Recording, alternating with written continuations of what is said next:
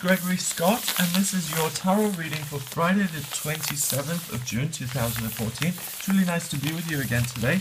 I'm going to use the Osho Zen deck, which is really one of my favorite decks. And it's weird because they've changed the suits around, and it seems quite complicated, but the cards themselves, you don't really need to do a lot of understanding or anything. You look at the images and you look at the words that are written at the bottom of the deck, and it's very easy to use, even though they've made a lot of changes to the traditional tarot. So let's have a look at what's coming up for today. Wow, and this is a powerful message. Okay.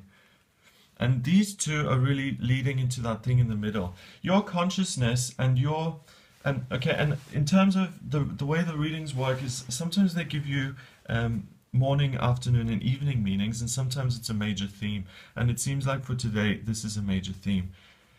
In terms of your consciousness, you have been working on that, and you've always had... you've been aware of what your potential is and could be, and the fact that you're not quite there yet. I think that's been something that's, with most people who are spiritual seekers or who are trying to understand reality or who look to the tarot to kind of give guidance, there's a sense sometimes that there are greater powers at work that aren't really understood. And that's something that comes into the forefront of your mind today. And what that works with and where that comes from is a sense of being an outsider. And a lot of people grow up feeling they're always on the outside looking in. Some people feel lonely within large families. Some people never feel a part of. And I've experienced in my life that tools, intuitive tools, are often great ways of sorry, I'm not explaining this very well, but it's by having that sense of being an outsider that you often look at things which are on the fringe. You know, tarot, astrology, numerology, all of those things are very much something you come to in your life. You don't get taught how to read tarot cards in school because it's something of a niche sort of activity. But the fact that this sort of sense of outsideness then takes you and brings you to something that occupies the same kind of outside space with you, and that takes you then and informs you to being the creator and being informed and finding more meaningful information than you would if you were always a part of something, and if you always felt like you didn't have to question anything because you always were around people, or you never thought anything was wrong.